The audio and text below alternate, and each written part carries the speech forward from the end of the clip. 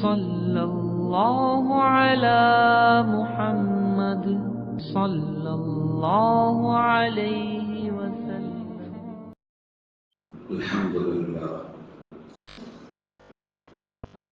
الحمدللہ نحمده ونستعینه ونستغفره ونؤمن به ونتوکل علیہ ونعوذ باللہ من شرور انفسنا ومن سیئات اعمالنا من يهده اللہ فلا مضل له ومن يضلل فلا هادي له ونشهد أن لا إله إلا الله وحده لا شريك له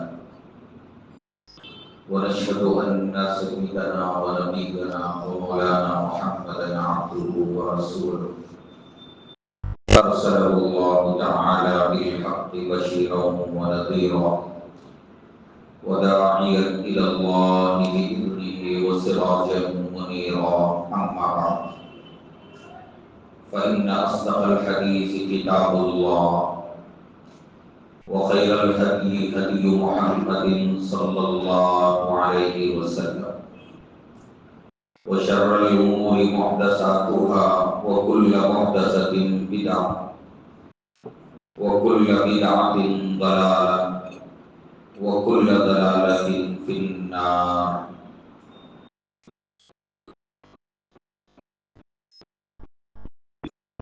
وعن ثوبان رضي الله عنه قال قال رسول الله صلى الله عليه وسلم من مات وهو بريء من الكبر والغلول والدين دخل الجنة، رواه الترمذي۔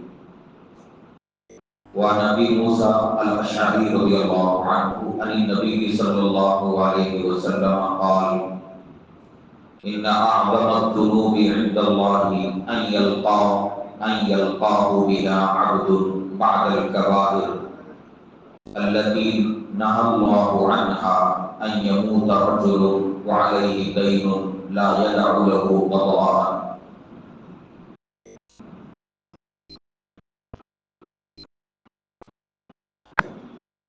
عن عبد الله بن عمرو رضي الله عنه أن رسول الله صلى الله عليه وسلم قال يغفر للشهيد كل ذنب إلا الدين۔ وعن أبي هريرة رضي الله عنه قال كان رسول الله صلى الله عليه وسلم يؤتى بالرجل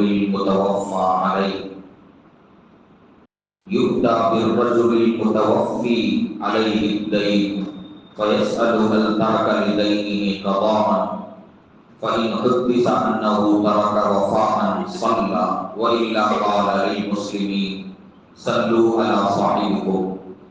فلما فتح الله عليه الفتوح قام فقال أنا أولى بالمؤمنين من أنفسهم، فمن توفي من المؤمنين فترك دينا فعلي قضاؤه، ومن ترك مالا فهو لورثته۔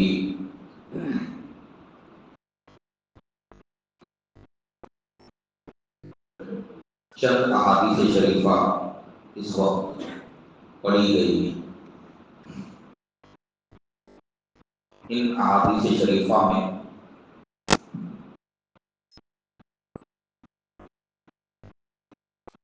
معاشرتی زندگی سے متعلق ایک ایسے پہلو کی طرف توجہ دلائی گئی ہے جس کی طرف عام طور پر توجہ نہیں دی جاتی۔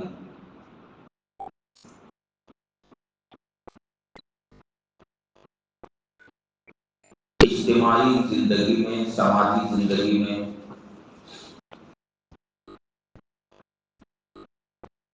آدمی کے ساتھ ہر قسم کے حالات پیش آتے ہیں۔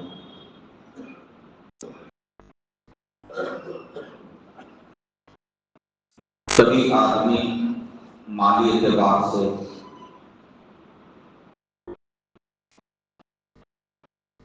اچھی حالت میں ہوتا ہے اور کبھی مالی اعتبار سے تنگی کا شکار ہو جاتا ہے۔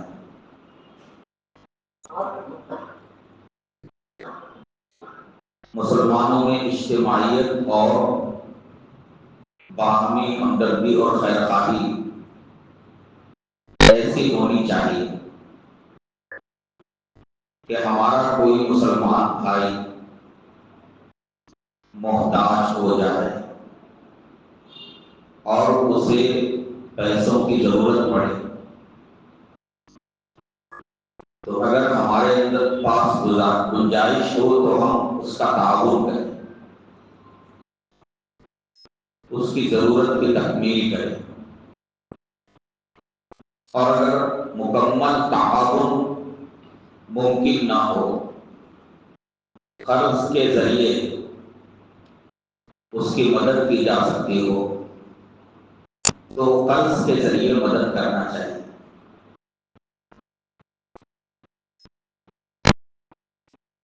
اسی لیے احادیث شریفہ میں قرض دینے کی فضیلت نبی کریم صلی اللہ علیہ وآلہ وسلم نے بیان فرمائی ہے۔ حدیث میں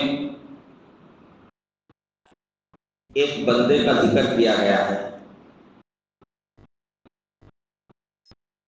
کہ وہ بندہ اللہ تعالیٰ کے سامنے اس کا حال پیش ہوا،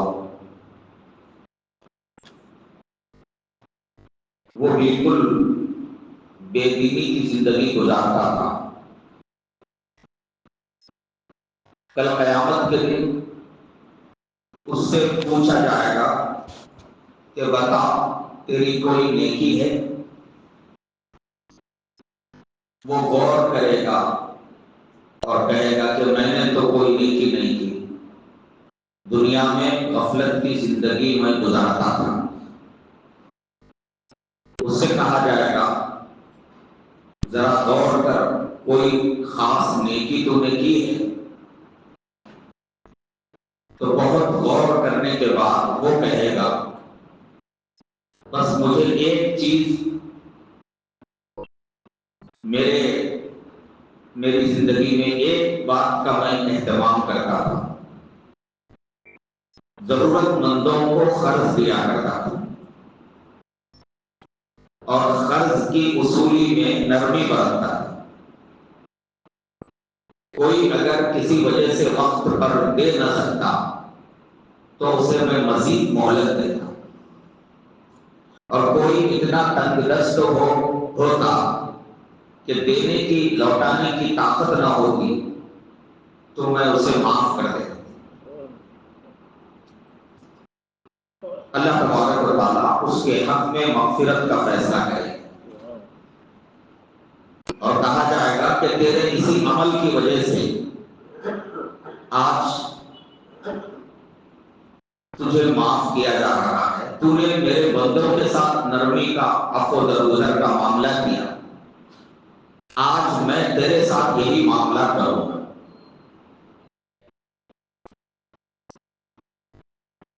دین اسلام میں ضرورت مندوں کی مدد کرنے کی تلقین بار بار کی گئی،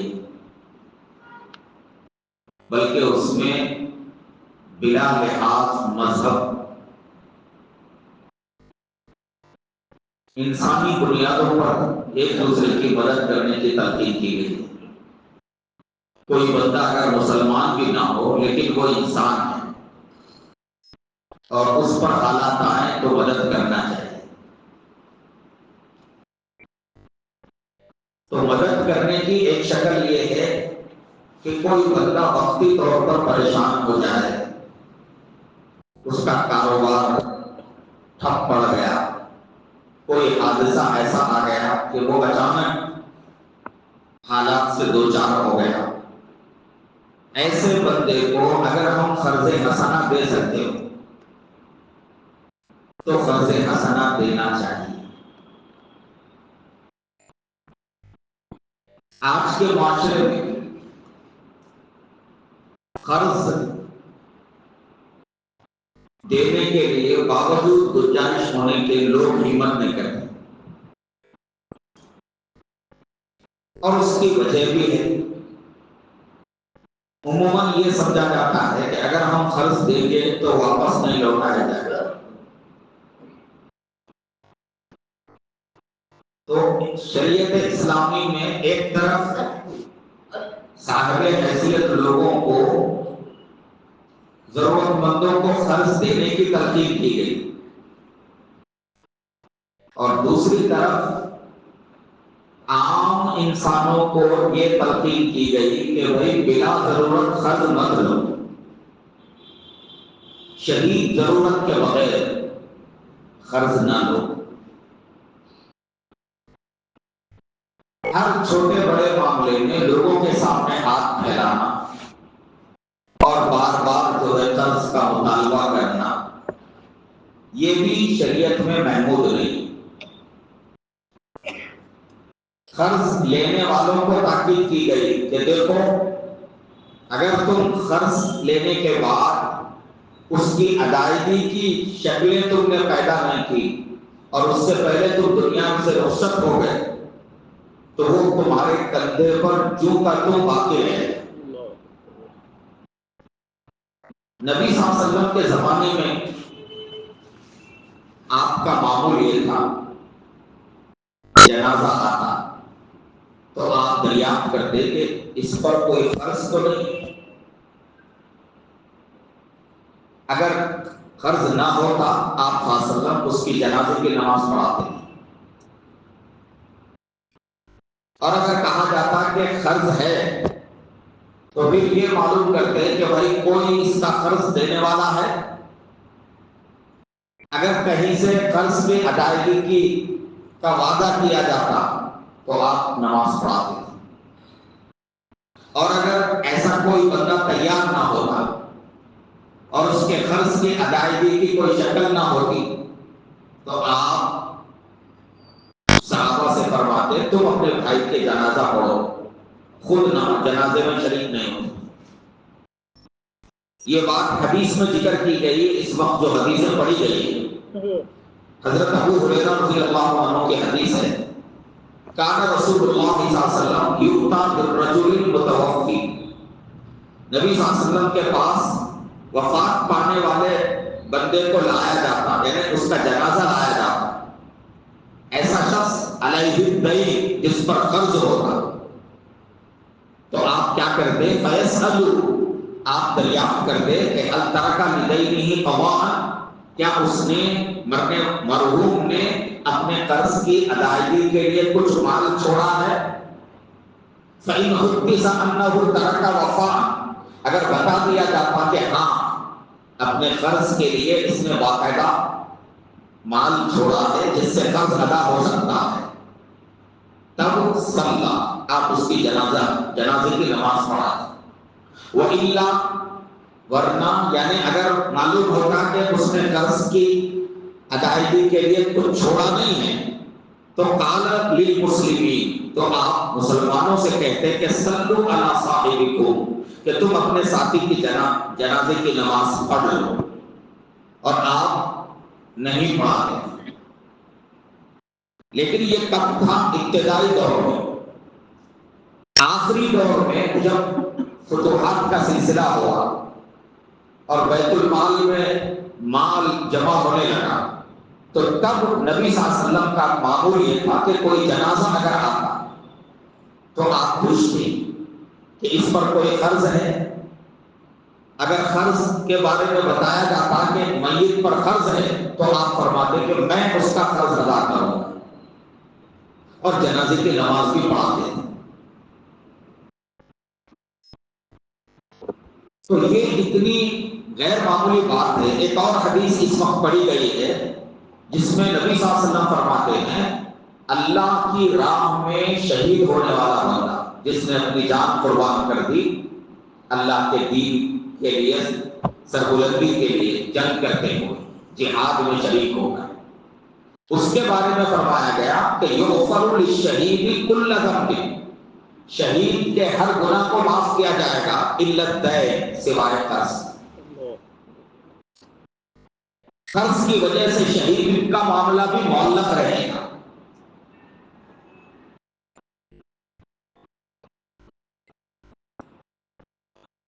نبی کریم صلی اللہ علیہ وآلہ وسلم ایک حدیث میں فرما رہے ہیں، حضرت ثوبان رضی اللہ عنہ راوی ہیں، نبی صلی اللہ علیہ وسلم نے فرمایا من مات وهو بریء من الکبر والغلول والدین دخل الجنہ، جو آدمی اس حال میں دنیا سے جائے کہ وہ اس کے تکبر اس میں نہ ہو اور اس نے مال میں امانت میں خیانت نہ کی ہو اور وہ قرض سے پاک ہو، جو بندہ ان تین چیزوں سے محفوظ رہ کر دنیا سے گیا، فرمایا دخل الجنہ، وہ جنت میں داخل ہو جائے۔ ایک آدمی کے اندر تکبر نہیں ہونا ہے۔ تکبر یعنی اپنے کو دوسروں سے بہتر سمجھنا، دوسروں کو حقیر جاننا، یہ تکبر حدیث میں آتا ہے کہ جس آدمی میں رائی کے دانے کے برابر بھی تکبر ہوگا وہ جنت میں داخل نہیں ہوگا۔ تکبر بڑی خطرناک چیز ہے۔ اور دوسری چیز ہے غلول۔ غلول اصل میں کہتے ہیں مال غنیمت میں خیانت کرنا۔ جہاد کے اندر دشمن کو شکست ہو جائے تو شکست ہونے کے بعد مجاہدین دشمن کے ساز و سامان اور مال کو جمع کرتے ہیں اور اس مال کے اندر سارے مجاہدین کا حصہ ہوتا ہے اور پھر اس کے اندر اللہ اور اس کے رسول صلی اللہ علیہ وسلم کا حصہ ہوتا ہے۔ اب مجاہدین سب کے سب مال جمع کر کے اسے امانت کے ساتھ امیر جہاد کے پاس، امیر المومنین کے پاس اسے جمع کرنا ہوتا ہے۔ اب اس دوران اگر کسی مجاہد نے کوئی چیز اسے پسند آ گئی اور اس نے اس کو چھپا لیا، رکھ لیا، اس کو کہتے ہیں مال غنیمت میں خیانت کرنا۔ ایک موقع پر جنگ ہو رہی تھی، جنگ اختتام کو پہنچی اور مسلمانوں کو فتح ہوئی، مال غنیمت جمع کیا جا رہا تھا۔ نبی صلی اللہ علیہ وسلم نے اعلان کروایا کہ دیکھو جو مال غنیمت میں خیانت کرے گا اس کے لیے جہنم کی سزا ہے۔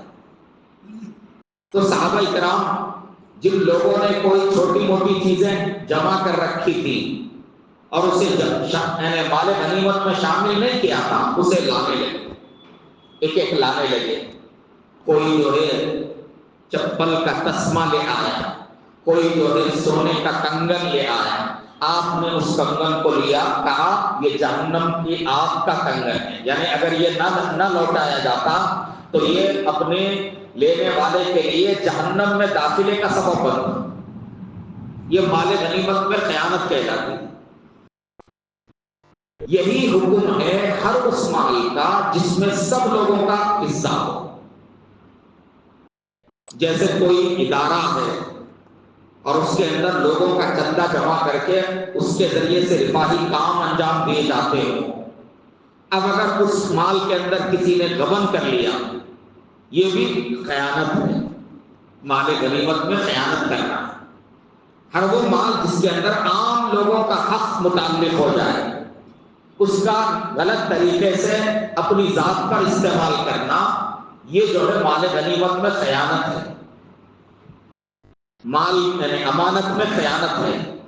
یہ دوسری چیز۔ اور تیسری چیز فرمایا قرض سے جو پاک ہوگا، ان تین چیزوں سے پاک اور صاف رہ کر جو آدمی اس دنیا سے جائے گا، فرمایا کہ دخل الجنہ، وہ جنت میں ضرور داخل ہوگا۔ حضرت ابو موسیٰ اشعری رضی اللہ عنہ کی ایک اور روایت ہے، نبی صلی اللہ علیہ وسلم نے فرمایا اللہ تعالیٰ کے نزدیک کبیرہ گناہوں کے بعد سب سے بڑا گناہ جس سے اللہ تعالیٰ بہت زیادہ ناراض ہوتے ہیں، سب سے بڑا گناہ یہ ہے کہ آدمی مقروض ہو کر دنیا سے جائے اور قرض کی ادائیگی کی کوئی شکل نہ چھوڑے۔ قرض ادا کیے بغیر دنیا سے جانا اور اس کی ادائیگی کے لیے کوئی شکل نہ چھوڑنا، فرمایا کہ یہ کبیرہ گناہوں کے بعد سب سے بڑا گناہ ہے کہ بندہ اللہ سے اس حال میں ملے کہ اس کے اوپر دوسروں کا قرض ہو۔ اس لیے اول تو بلا ضرورت قرض لینا نہیں چاہیے، اور اگر ضرورت پڑ جائے تو کوشش یہ کرنی چاہیے کہ جلد از جلد قرض لوٹا دیا جائے، اس لیے کہ کیا گارنٹی دی جا سکتی ہے کہ آدمی کی زندگی کب تک رہے؟ اچانک موت آ جائے اور پھر اس نے کوئی انتظام نہ کیا ہو اور اس کی اولاد کو بھی اس کا علم نہ ہو، اور کیا ضروری ہے کہ اولاد جو ہے وہ قرض ادا ہی کرے گی؟ تو لا محالہ اس کے کندھے پر یہ قرض رہے گا، اور چونکہ قرض جو ہے یہ حقوق العباد سے تعلق رکھتا ہے، تو جو چیزیں حقوق العباد سے تعلق رکھتی ہیں ظاہر ہے کہ اللہ تعالیٰ اسے معاف نہیں کرے گا جب تک کہ بندہ خود معاف نہیں کرے گا۔ آج کے ہمارے معاشرے میں ایک طرف ضرورت مندوں کو قرض دینے کا رواج کم ہوتا جا رہا ہے، جس کا نتیجہ یہ ہو رہا ہے کہ لوگ جو ہے نا اپنی روزمرہ کی زندگی کے لیے، اپنے چھوٹے موٹے کاروبار کے لیے فائنانسروں کا سہارا لے رہے ہیں اور سود کی لعنت میں مبتلا ہو رہے ہیں۔ مسلم معاشرے کی یہ شان ہونی چاہیے کہ مسلم معاشرے میں سود نام کی کوئی چیز نہیں ہونی چاہیے۔ سود ہمارے معاشرے سے کب ختم ہوگا؟ جب معاشرے کے اندر ایسے ادارے ہوں، ایسی تنظیمیں ہوں یا ایسی کوئی جمعیت ہو کہ جس کے ذریعے سے ضرورت مندوں کو بلا سودی قرض دیا جاتا، تو لوگ جو ہے سود سے محفوظ رہیں گے۔ ایسے ادارے برائے نام اور عام افراد بھی اپنے خاندان والوں کو، کبھی ایسا ہوتا ہے کہ ہمارا جس خاندان سے تعلق ہے، ہمارے افراد خاندان میں ضرورت مند ہوتے ہیں جن کو قرض کی ضرورت ہوتی ہے، لیکن ہم اپنے طور پر یہ سمجھتے ہیں کہ اگر دیں گے تو واپس نہیں ملے گا، اس لیے دینے سے کتراتے ہیں، اور بہت سے لوگوں کو چونکہ اس کا تجربہ بھی ہے اس لیے لوگ دینے کے لیے آمادہ نہیں ہوتے۔ جبکہ دوسری جو کمیونٹیاں ہیں، بہروں کا، کچوں کا جو معاشرہ ہے، ان کی جو سوسائٹی ہے، اس کے اندر باقاعدہ جماعت کی جانب سے محتاج اور ضرورت مندوں کا تعاون کیا جاتا ہے، قرض کے ذریعے تعاون کیا جاتا ہے، اور پھر اسے کاروبار لگا کر دیا جاتا ہے، پھر وہ اپنے کاروبار کے ذریعے خود اپنے پیروں پہ کھڑے ہو کر نہ صرف قرض واپس لوٹاتا ہے بلکہ جماعت کو ماہانہ تعاون دینے کے قابل ہو جاتا ہے۔ آج ہمارے معاشرے میں یہ سب چیزیں کہاں ہیں؟ سود سلم بستیوں میں آپ جائیے، سود کی لعنت میں گرفتار، خاندان کے خاندان ہیں، کئی گھرانے ہیں، سود میں لطف ہیں، ان کا کوئی پرسان حال نہیں۔ سود اتنی بڑی لعنت ہے، سود کا لینا، سود کا دینا اللہ کو بہت زیادہ ناراض کرنے والا عمل ہے۔ خدا کے ساتھ جنگ کے لیے تیار ہونے کی بات کہی گئی، اگر سود سے باز نہ آؤ تو پھر اللہ اور اس کے رسول کے ساتھ جنگ کے لیے تیار ہو جاؤ۔ اب یہ سود کی لعنت ہمارے مسلم معاشروں کے اندر پھیل رہی ہے، تو اس میں اس کا بھی بڑا دخل ہے کہ ہمارے پاس ایسے ادارے، ایسی تنظیمیں اور ایسا کوئی نظام نہیں ہے مسجد کے تحت یا جو ہے کسی تنظیم کے تحت کہ باقاعدہ قرض ضرورت مندوں کو دیا جائے اور ایسا نظام چلایا جائے کہ قرض لینے والا ہر حال میں قرض لوٹائے۔ تو اس طرف توجہ دینے کی بہت زیادہ ضرورت ہے۔ ان احادیث شریفہ میں نبی پاک صلی اللہ علیہ وسلم ایک طرف جو ہے قرض کی سنگینی کو بتا رہے ہیں کہ آدمی قرض لے کر اگر ادا نہیں کرتا ہے تو آخرت میں اس کے لیے مغفرت نہیں ہے، اور دوسری طرف صاحب حیثیت لوگوں کو یہ تلقین کی جا رہی ہے کہ اللہ نے اگر حیثیت دی ہے تو قرض دیں اور اللہ تعالیٰ کی رضا حاصل کریں، اور ہو سکتا ہے کہ کسی بندے کی دعا لگ جائے اور اس سے جو ہے اللہ تعالیٰ کے یہاں اس کی مغفرت کا سامان ہو جائے۔ اللہ پاک ہم سب کو صحیح علم اور صحیح عمل کی توفیق عطا فرمائیں۔ وآخر دعوانا ان الحمد للہ رب العالمین وصلی اللہ علی النبی الکریم۔